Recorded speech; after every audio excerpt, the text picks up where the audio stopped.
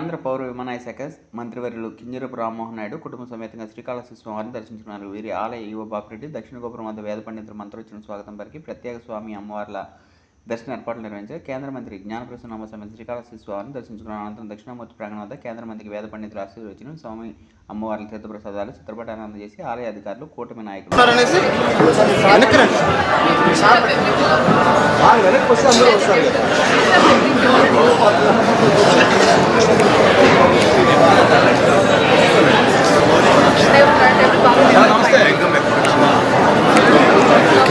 Happy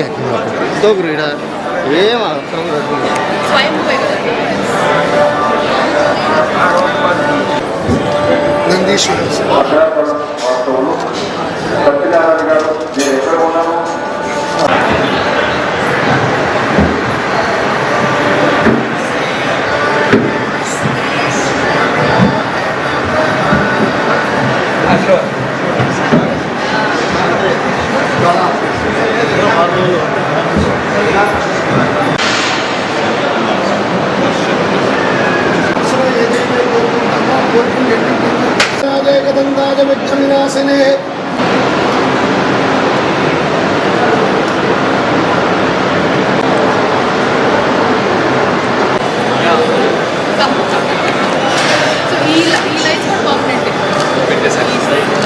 serials ఉన్నాయి కదా అవి కూడా పర్మనెంట్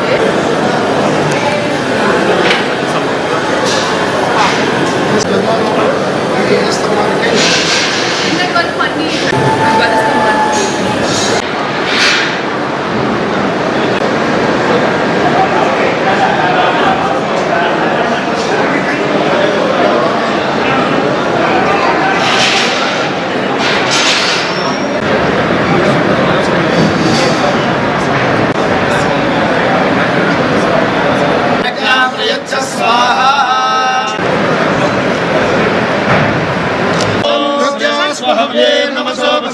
మిత్రం దేవం మిత్రధేయన్నోస్తు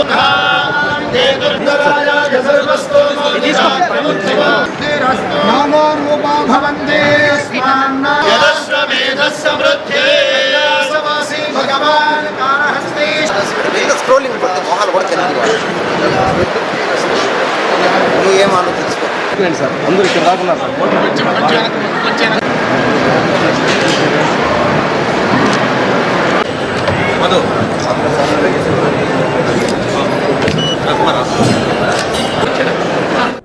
తిరుమల కలియుగ వెంకటేశ్వర స్వామి వారి దర్శనం చేసుకొని నేరుగా శ్రీకాళహస్తేశ్వర ఆలయానికి వచ్చి స్వామివారి దర్శనం ఇక్కడ ప్రత్యేకంగా చేసుకోవడం జరిగింది.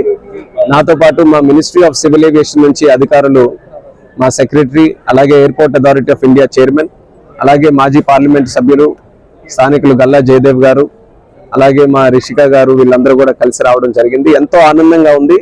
దీనికి ముఖ్యంగా చెప్పుకోవాలనంటే గత 2 శివరాత్రులుగా స్థానిక శాసనసభ్యులు మా సోదరుడు సుధీర్ అన్న గారు ప్రత్యేకంగా ఈ యొక్క ఆలయానికి రావాలి, దర్శనం చేసుకోవాలని ఎప్పటి నుంచో రిక్వెస్ట్ చేయడం జరుగుతుంది.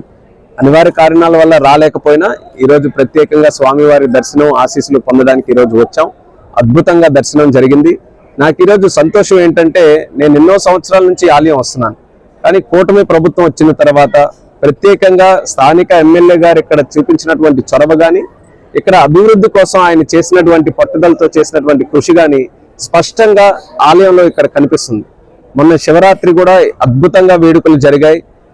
కనీ విని ఎరగని రీతిలో భక్తులందరూ కూడా విచ్చేసి ఇక్కడ దర్శనం కూడా చేసుకున్నారు.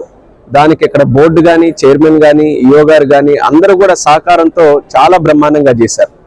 ఈ రోజు మన రాష్ట్రంలో ఉన్నటువంటి ప్రముఖ ఆలయాలలో ఒకటిగా శ్రీకాళహస్తి ఈ రోజు వెలుగుతుంది.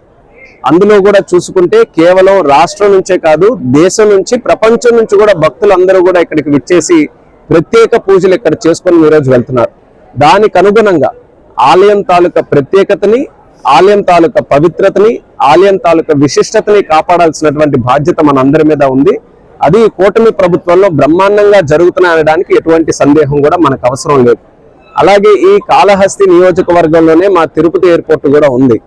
ఎయిర్పోర్ట్ కూడా నిన్న మేము స్థానికంగా రివ్యూ చేసిన తర్వాత మాకు ఈ సందర్భంగా తెలిసింది ఏంటంటే, మొట్టమొదటిసారి తిరుపతి ఎయిర్పోర్ట్ చరిత్రలో ఒక సంవత్సరంలో 10 లక్షల మంది యాత్రికులు మొట్టమొదటిసారి జరిగింది. అంటే ఏప్రిల్ 1 నుంచి క్రిందటి సంవత్సరం, ఈ మార్చి 31 ఇంకా రాలేదు.